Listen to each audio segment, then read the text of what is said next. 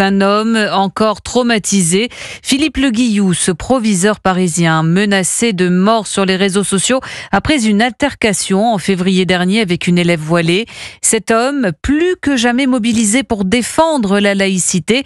Europe 1 vous propose en exclusivité radio son entretien à l'occasion de la journée de la laïcité à l'école. Louise Salé.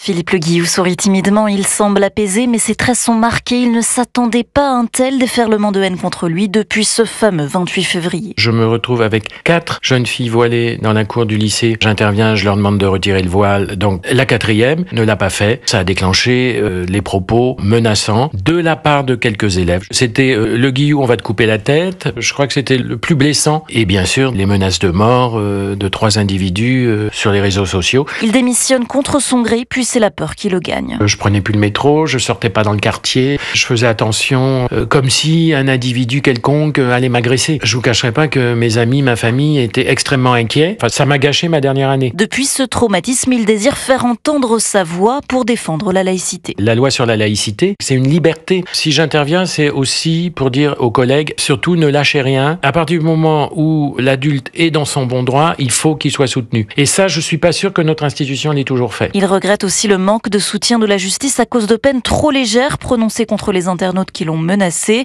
Selon lui, le message doit être beaucoup plus clair pour protéger les profs. Louise Salé pour Europe 1.